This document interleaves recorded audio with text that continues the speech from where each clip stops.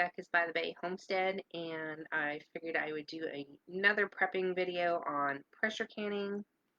So welcome to my kitchen.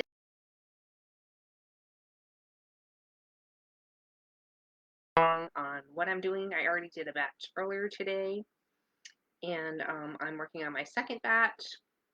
So these are still cooling down, but we're doing quart-sized jars of some beautiful red potatoes, and we're doing hoping the live feed is still here.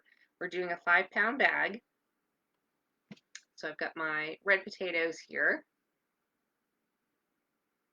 Now it's up to you whether you peel these or not. You do want to scrub them really good if you're probably not going to peel them. My favorite tool for peeling is the OXO one because it's a little bit grip and it's easier for people who have arthritis and carpal tunnel and all that like I do. And I peel them because my grandma always, said, you don't want things that have bad spots on them that you're canning. So if you're cutting them up,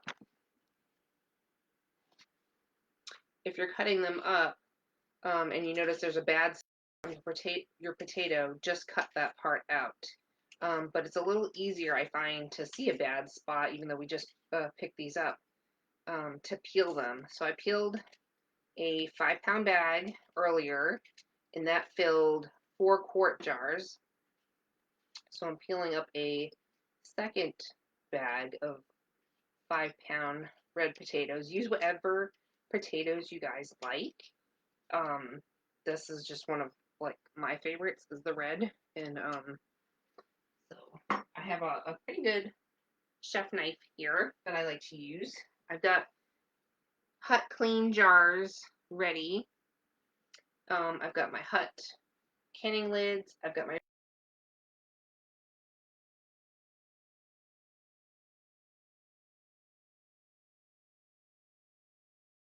so you can cut them to any size that you want. Just make sure that you're cutting your potatoes mise en place, so you want them to be the same size. So whatever size you're cutting, just do it uniformly the whole way. So I like mine a little bit under a 1/2 inch diced, cubed. And so I'm gonna cut my potatoes into slices about that thick, and then just cube them and try to just keep them all uniform the whole time. I'm gonna toss them in a bowl of water just so that they're not turning brown and oxidizing as I do the process. So we're gonna get these canned up. I've got my canning funnel, and I just wanted to, I've been doing some canning videos on my YouTube channel, and hopefully it helps encourage other people who are new to canning. I've only been canning for 2-ish years, and that was, we had an abundance in our garden, and I wanted to preserve it. And even though we have like a dehydrator and all that and a freezer, I grew up with like canned foods and like home canned stuff, and I actually really like it. So the other thing I was going to show you guys was, if you don't have a pressure canner, because the potatoes cannot be water bath canned, they have to be pressure canned, you can just go pick up some cans. Now I haven't bought canned vegetables in many years now, because usually we just buy stuff fresh, or we're eating from the garden fresh a lot. So I picked these up recently. These were 79 cents a can. Tell me what they are in your area. We're here in South Texas. Last time I bought canned vegetables, I think they were 50 cents or less a can. So that's a little shocking to me that it's, 79 cents a can. But so it was $3.50 for 5 pounds at the supermarket, and then whatever your cost of your jars are, and then you're going to be reusing your jars, so you do get some savings by putting the time and effort in to have something healthy on your shelves. And I had seen another video recently, someone who's camping in their cabin, and they use these potatoes to fry up or just cook up in their cast iron pan with some like butter or oil and onions and make like a hash brown in the pan. And I haven't done that in years. And I was like, okay, well, we need to try that again because I haven't done that in forever. And they were just so tasty. And this makes it quick and easy. So you can put salt in your jar. Just don't put iodized salt because it'll make it cloudy. And how much salt you put is up to you. I'm actually doing no salt. That way these will be ready to use like in a soup or a stew or in a casserole or whatever. They're just already be prepared on the shelf. And I thought about doing some where you parboil them and dehydrate them, but I haven't tried them like that. I have purchased the instant dry potato flakes, and I've been storing those up. We use those for like an instant mashed potato or put on top of like a shepherd pie.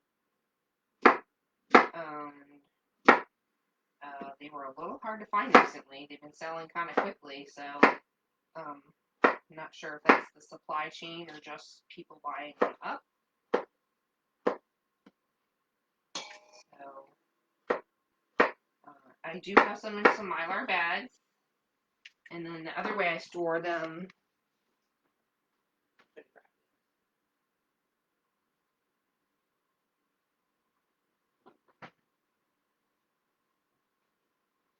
These are getting hard to find as well. These are the half-gallon 64-ounce mason jars, and they've just got a little chalk label that says instant potato flakes. And you can dry can these with like a food saver, but yeah, we worked through these recently, so I only have a few jars that are open like this.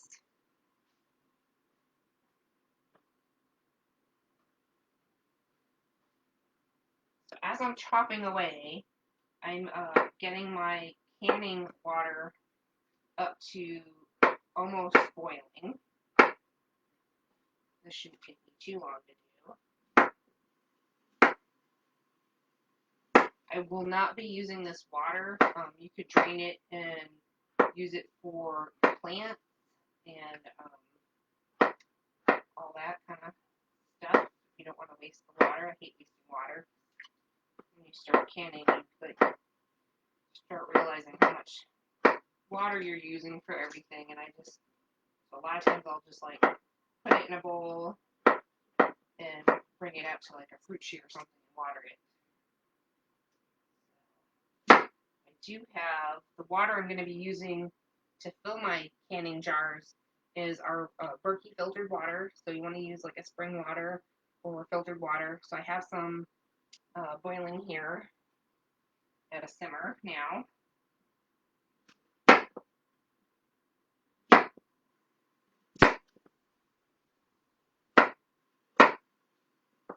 I think I ate shepherd pie a lot as a kid. I remember eating shepherd pie a lot, and we didn't put peas. I don't think we put peas in shepherd pie. We did, might have, but I think mostly we did carrots, onions, and meat with potatoes.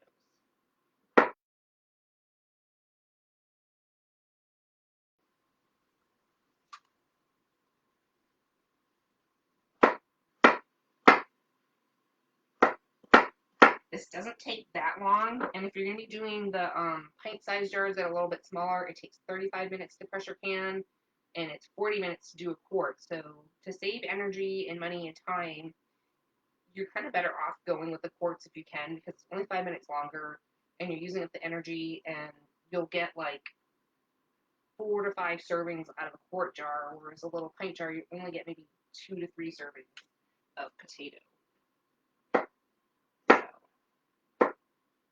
That was something I was looking at, that if we were canning up potatoes, I was like, the small ones, this is like about 3 servings for hubby and I with like some scrambled eggs or an omelet or, something like that. So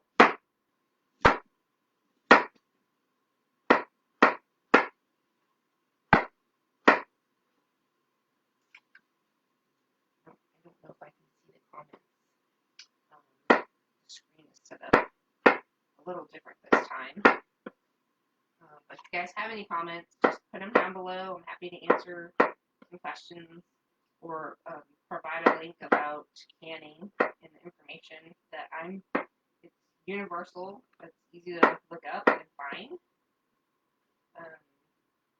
Potatoes are really versatile in a lot of meals. They're a great side. Or if you're going to go camping, you could take a can with you and make like a hash brown on your cast iron and have your eggs.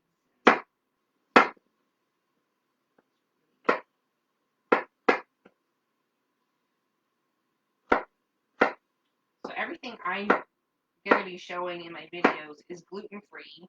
I have celiac disease. So potatoes are not like the best thing for arthritis in my blood type, but potatoes are really versatile and help you stretch out meals. And they're really good to have on hand. They're filling, they're comforting, so it's good to have, comfort food.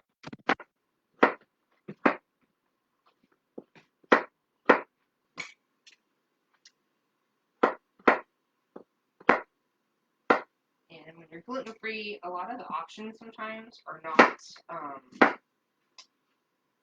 available in the stores because other gluten-free people are buying them up and they were limited stock to begin with. And the cost of them is so expensive. Like if you've ever been gluten-free and bought all that packaged stuff, you know how much that comes out of your budget. It's pricey. And a lot of the things that they sell can be made at home. Some things are just great to have for convenience. But you can save a lot more money and get more bang for your buck by making a lot of things yourself.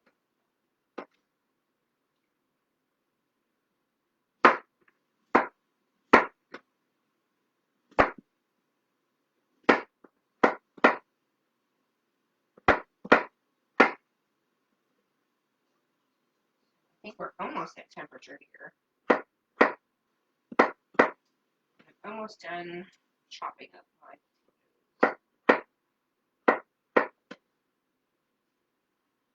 I did shut my dehydrator off. I had it going. We were planting things in the garden for spring, and so I pulled up our rutabagas. We had some rutabagas left over, and I parboiled those and got those dehydrating along with I had a little too many tomatoes on hand recently, so I blended those up into a liquid and I'm dehydrating that to make a powder.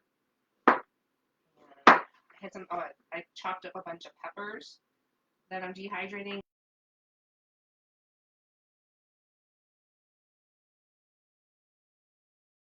A Facebook page called Vintage Recipes. Vintage Low Budget Vintage Recipes is what it's called. I'll put a link. So I'm trying to put old-timey or budget-friendly recipes up to have one spot for people to have for a resource as well as myself, because a lot of times I forget or I misplace my recipes, which I'm trying to work on getting some of those back into my recipe box. My aunt is sending me a recipe that we cooked for years called dynamite, and it's made from mostly peppers and onions, and you would put it on a hoagie bread and eat it that way. And it's like a poor man's meal, and it has a hamburger in it too. And so she's Canadian, and I have another family member who makes it a different way. So I'm going to see if I can compare both recipes and maybe give them a try again. I haven't had them in years, and they're really tasty, and they're filling and really easy to make.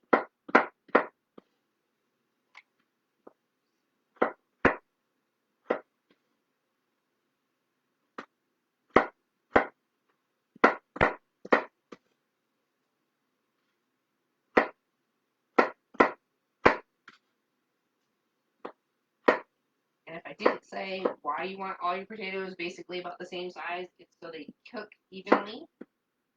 You don't want some mushier than others and some like crispier or harder.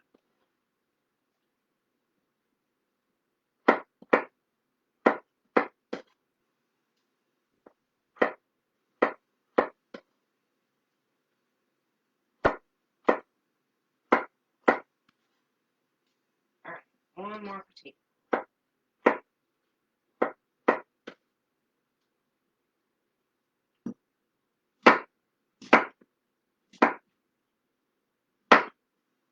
These were some really nice potatoes. They must have been pretty fresh. They weren't soft at all in any way. So,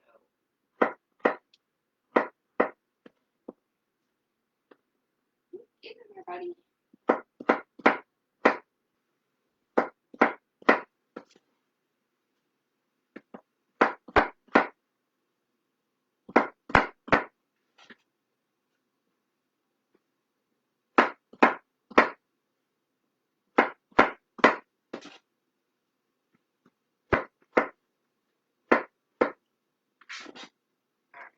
All my taters in there, and I'm just gonna give them a good swish because this will help remove a lot of the extra starch, and that way your jars won't be so cloudy. So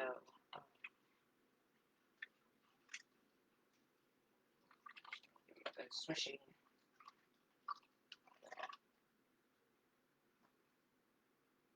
So we've got that almost ready. All right, so the other thing I need to do is very, very important is the countertop gasket thing here needs to be oiled. Otherwise, you won't get a good seal, and you could have, it just won't pressure can, and you have to start all over again after letting it cool down. So you want your canner to be clean, and you want, use whatever oil you have. I just happen to have olive oil here, and I'm doing the inside with my finger, and I'm doing the outside. And then I'm setting that inside my lid. I'm going to go wash my hands because now they're full of oil.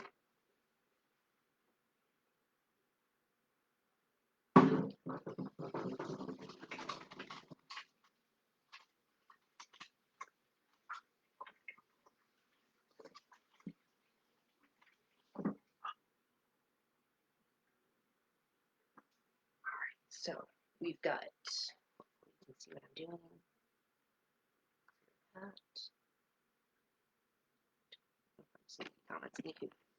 So we've got you over here.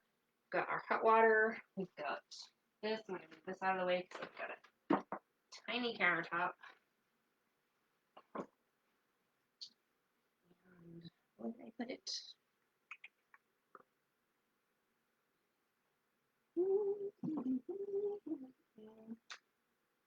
I had it. Oh, here it is.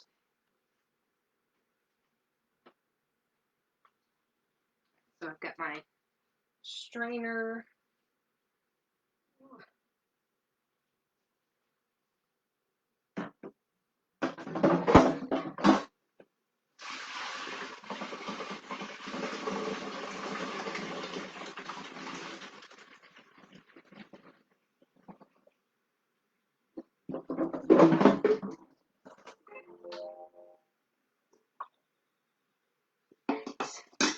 Got potatoes.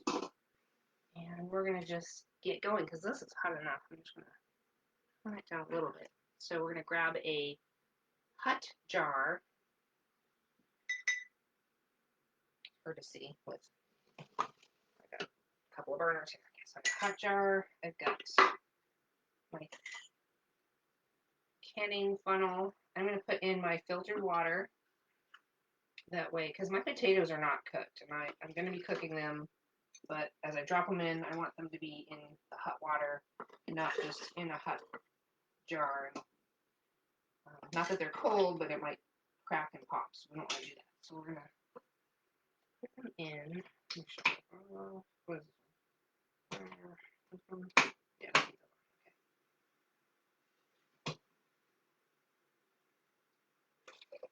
So we're going to be filling these up to about this bottom, this ring right here.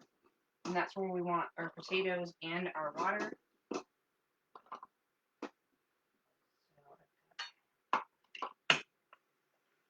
And we're doing our water. You're going to debubble. You don't want bubbles because that will end up in a failed canning. So we got like a bamboo skewer or whatever thing that you can poke out all the air bubbles with. Just give it a good pokey pokes. And it looks like it needs a little bit more water. Sometimes it settles in the air pockets. And you want about a 1/2 inch to an inch headspace. Wipe your top here. Grab your magnetic canning lid top. Put your ring on. I like to put my finger on the center just to hold it in place. And finger tight. Move that off to the side. Heater's over here. Trying to escape. So I'm going to do all 4 jars. Ooh.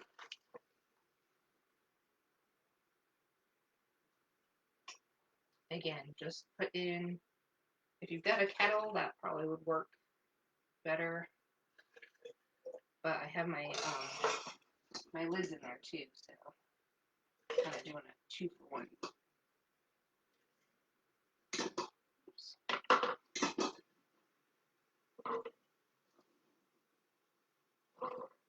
I think when they're diced like this size, they fit in the jar a little bit better too.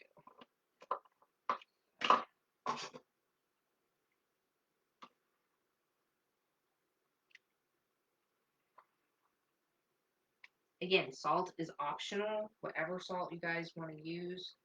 They have pickling salt, they have sea salt, I'm told, will make it a little bit cloudy. Few too many taters in here. One too many. One too many.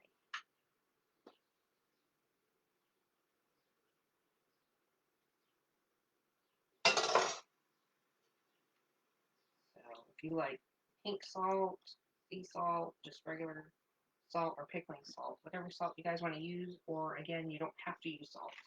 So that way you can season your potatoes any way you like in whatever dish you want to put them in.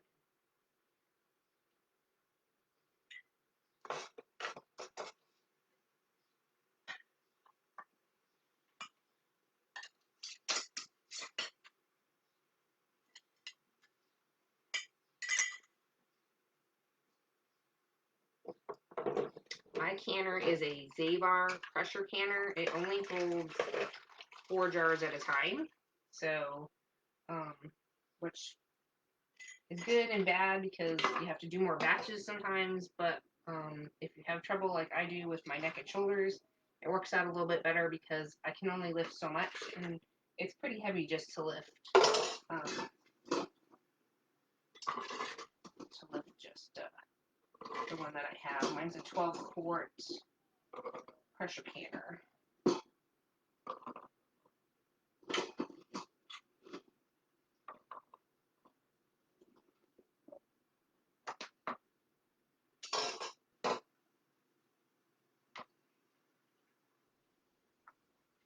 And just fill it up to that bottom ring.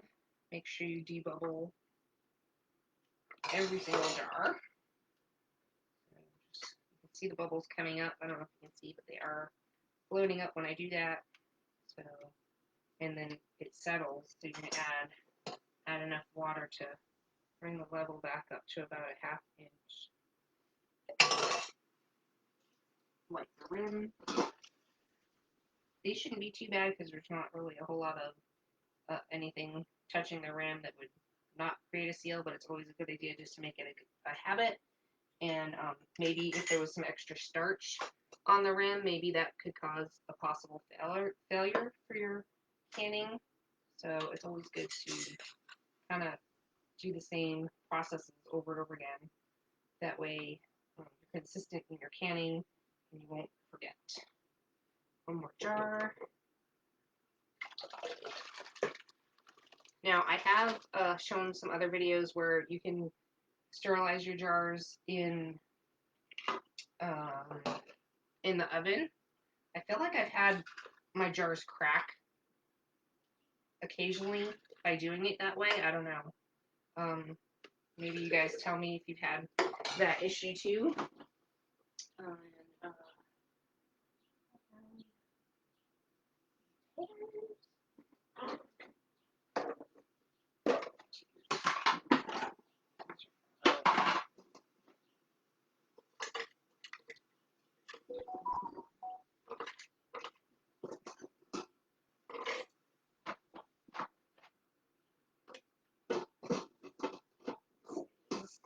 Hoping I have taters.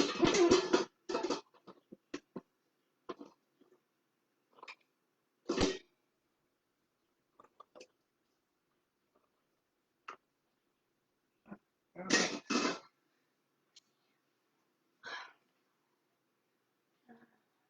Any more taters? Here's taters.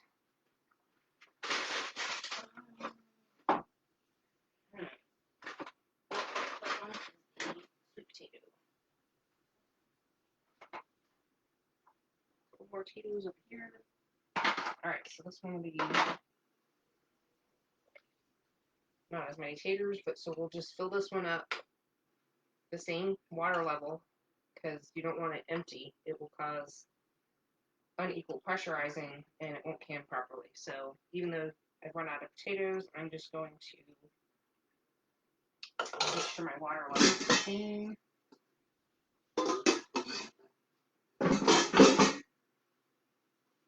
Debubble again. Even though you're like, oh, doesn't look like there's bubbles, there might be a few in there. Wipe the lid again for the rim. I'm having a hard time seeing my water line. Alright, so we got one more lid.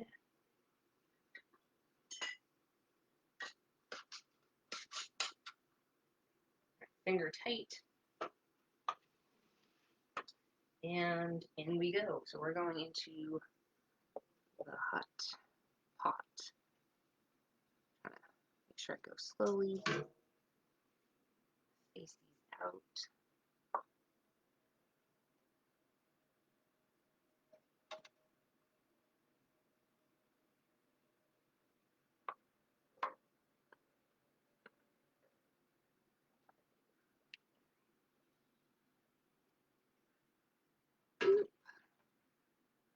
Alright, I might have a little too much water in here. Let me see. Just a little bit. So I've got quite a bit of water. I'm just going to make sure I can. That's good. Alright, so this opens. I don't know if you can see. See how that opens? You want it open, and then this goes on top, open, and then it. Let's see if I can show you. In order to get a good seal on it, you make sure it can slide on your pot like that before you close it up. So you're going to close it up, put it to 10 pounds. This is a little different than the All-American canner. So we're going to wait for this to come up, this to pressurize. I've got it back on high, and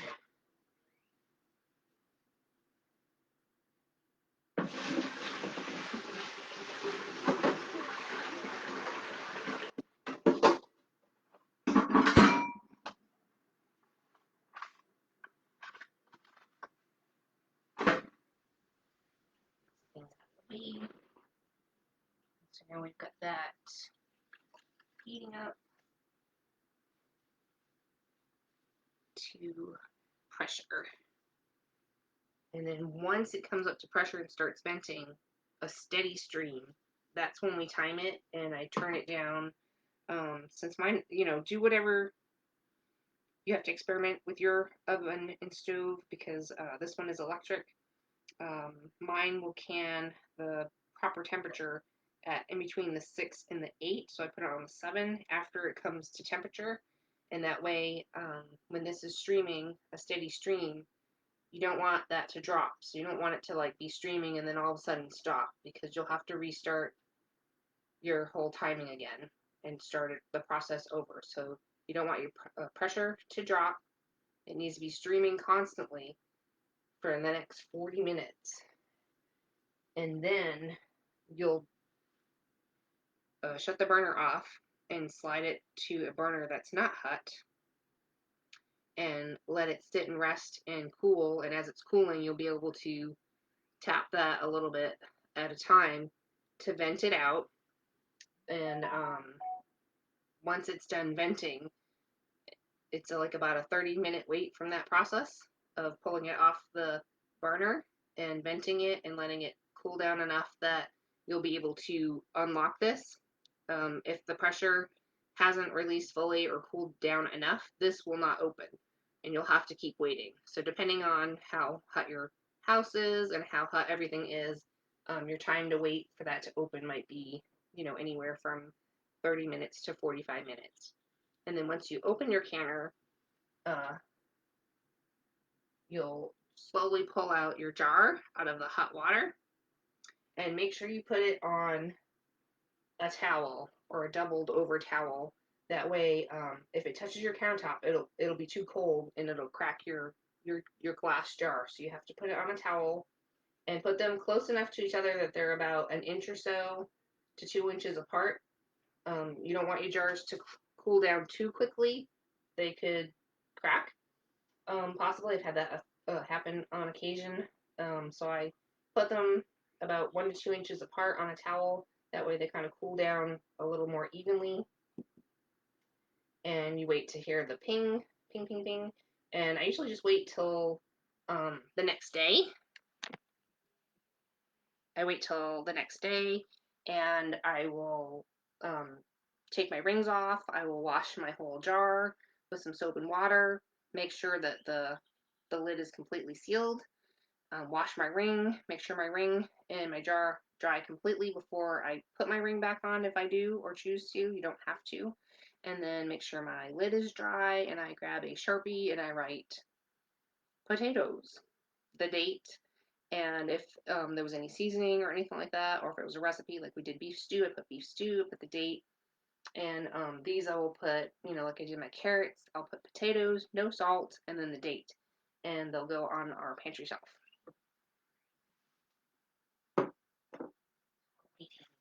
Patiently.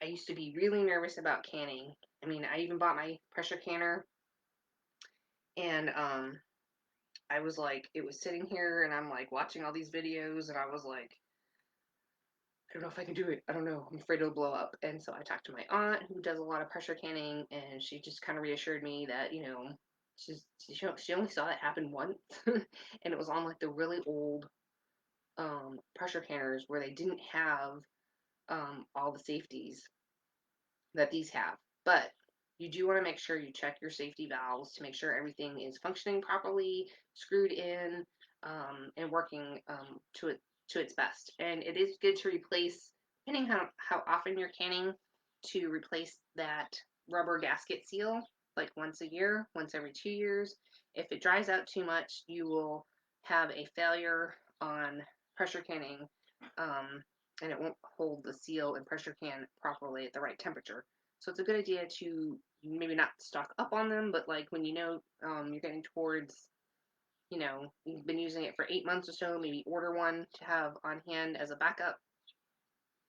And yeah, just always inspect your gasket and seal, make sure everything's looking and feeling smooth, that there's no cracks in it, and no breaks or anything like that. So that's something to check out every time you're doing that. And I don't know if I said it or not, but you do want to check all of your canning jars before you use them. Run your finger over the edge of the top. Make sure there's no chips or cracks, because that will lead to a failed canning water bath or pressure canning. It will fail and it will not seal. So you can always use it for dry storage, but you won't be able to use it for canning. So it's always a good idea to be very careful with your canning jars and check them before you start canning with them. I think those are all my tips.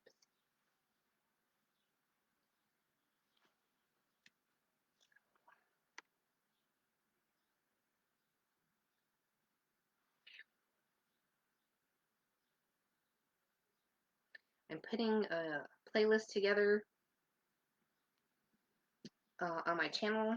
So if you're looking for canning, if you're looking for recipes and things like that, just hit the playlist. If you're looking for gardening videos, we have gardening videos here for South Texas Zone 9B.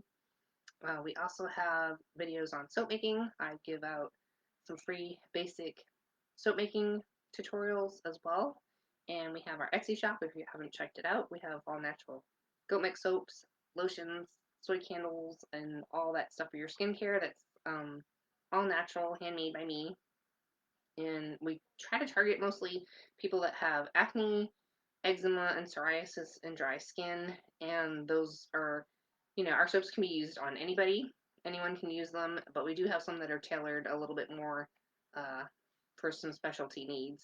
And that's why people have been shopping with us for the past 6 years. And we so appreciate you guys that we have a sale happening right now. It is our anniversary month, and it is 20% off at Becca's by the Bay on Etsy. So if you want to head over and check it out, that's what we have happening over there. And my videos are never planned out. This is just my regular life. This is what we do on a daily basis, and I just kind of take you guys along on whatever it is I'm working on. And this is what I'm working on today.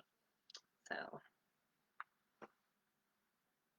and then I just try to make a video and pop it up and hopefully help somebody else out there who is learning to can or starting to prep for their pantry and things like that, and hopefully will not feel so nervous about doing it and have some tips and just see that it's easy. It's just something you need to set aside time for. You don't want to walk away from um, your pressure canner for too long. Stay nearby in the next room. Um, pull up a chair, read something else, work on something else, do the dishes or something. I try to work on something else usually in the other room while once the vent starts venting, so I can hear. If the pressure starts to drop at all a little bit, I'll come in and turn up the heat on the stove. But usually between the 7 and 8 is where I keep it, and I have not heard our pressure drop. So we've done pretty good on all of our canning episodes here. Not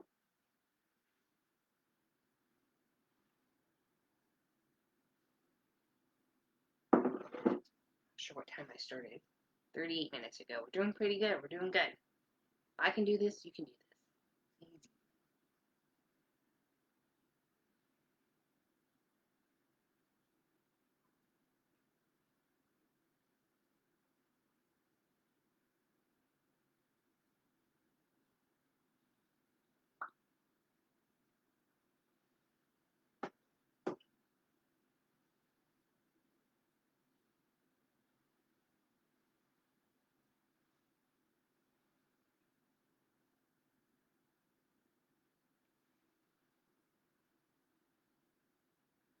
So we're just waiting for this to come up to pressure so I can show you. And then I won't do the video the whole way because that will be another added 40 minutes plus the time for it to cool down. It'll take another, 70-ish minutes. So I'll just show you what it is and what it looks like on our Zavor stainless steel pressure canner. This is the 12 quart one. I believe it's still available on Amazon. When I ordered mine, it didn't come with the inside rack that holds up your canning jars. I don't know if that was just a mishap or something, but I ended up having to order one, the part separate. So hopefully they fixed that.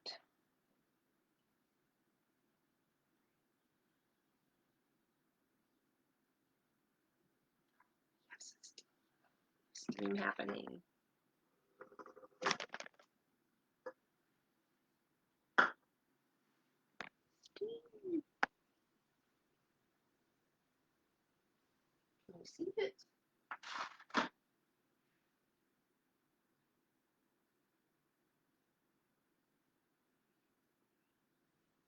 See, it's just starting.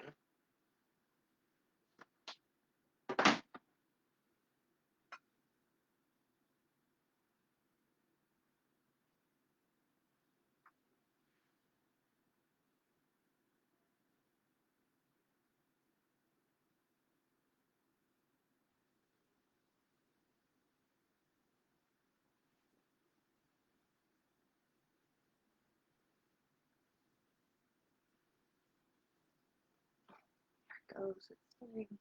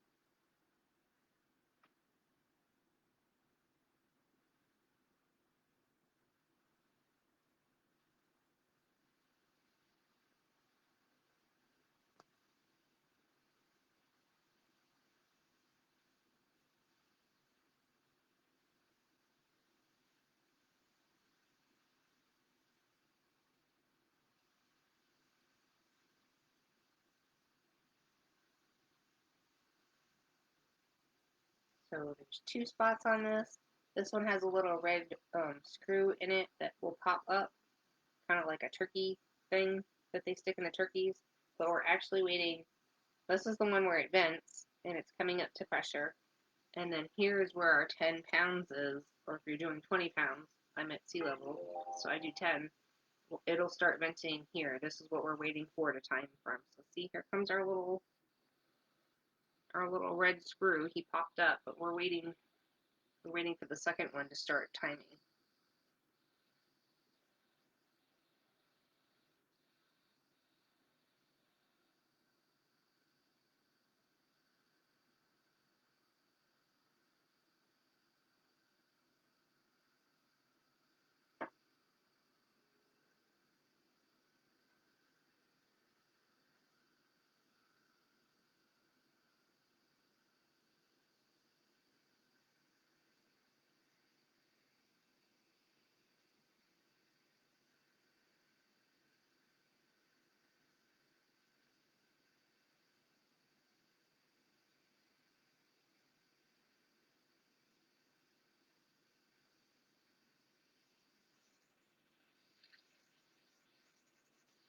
See steam here. Almost starting to come out here now. Starting to shake, rattle, and roll a little bit. We're not there yet.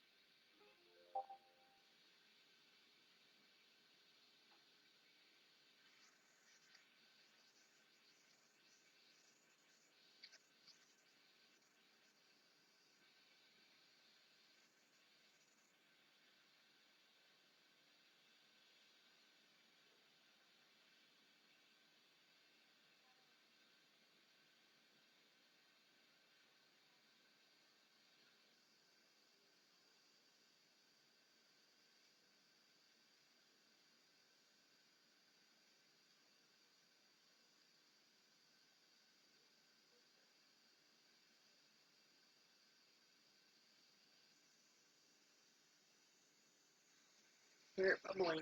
It's bubbling. It's almost there.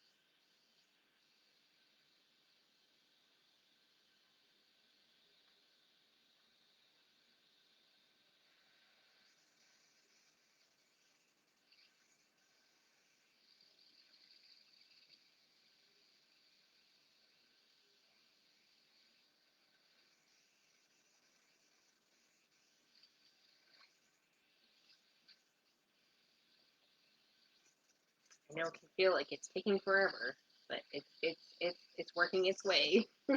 This is venting up to pressure. So what, if you're like that pressure, that space between the water and the lid, that's what's venting out. It's pressurizing, and then this will start venting, and then that's when you start your timer, and it'll hold the pressure.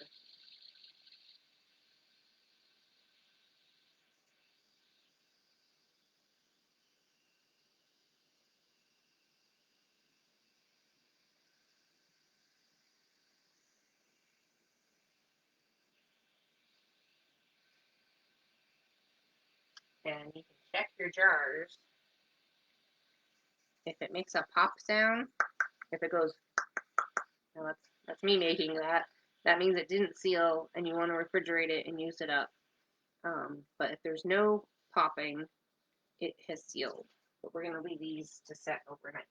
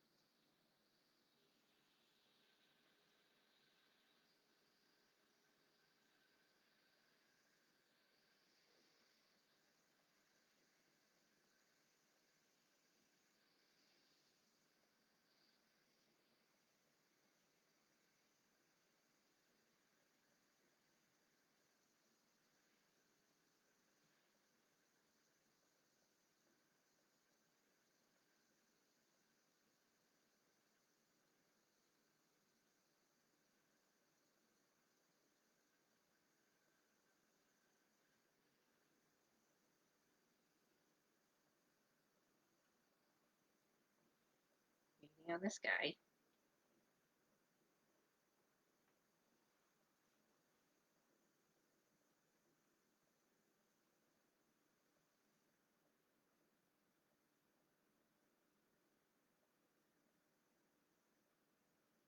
Now, if you saw any steam coming out from the sides, that would mean that your pressure canner is not sealing properly, and you'll have to shut your burner off and let it cool down and start the whole process over again, heating it up, making sure that your gasket was sealed in there properly, oiled properly. You might even have to wash your whole cover and oil it again.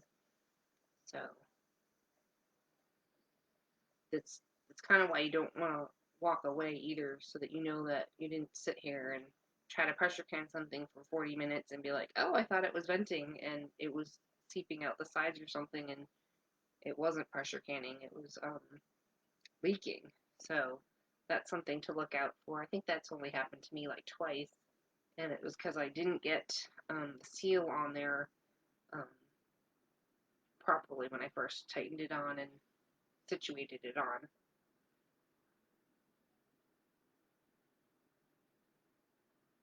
But so far, we're good to go. Just waiting on this one.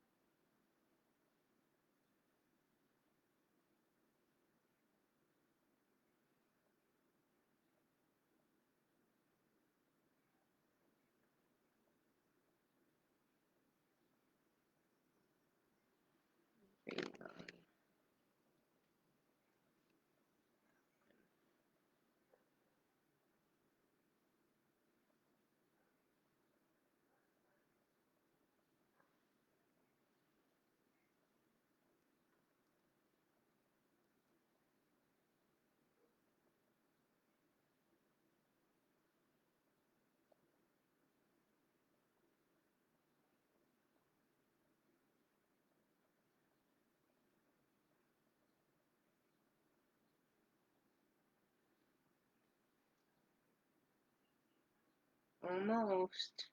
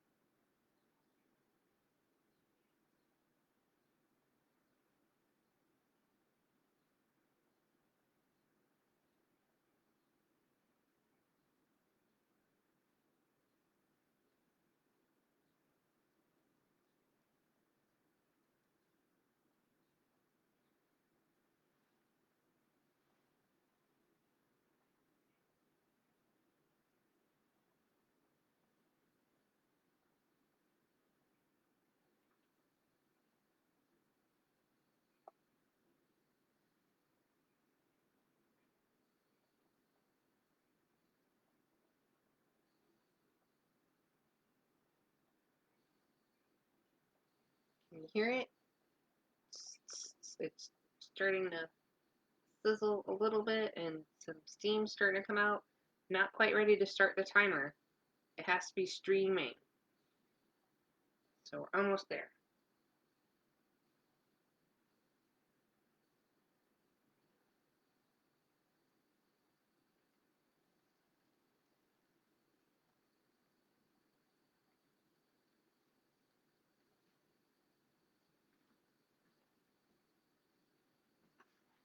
Almost, almost. Put one in there.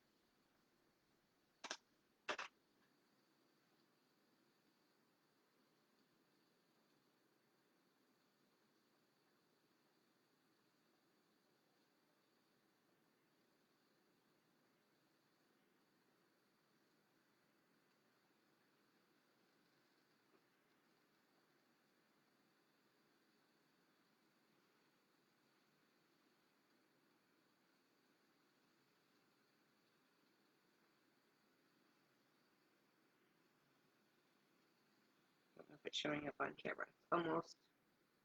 Almost there.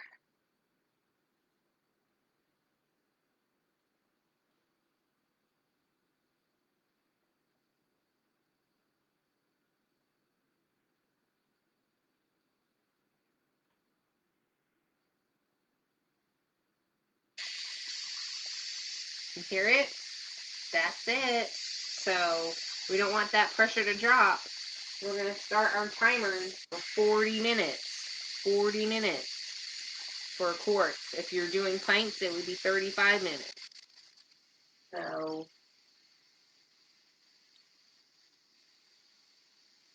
I'm going to leave it going on my burner is on high. I'm going to leave it like that for the next 5 minutes, and then I turn it down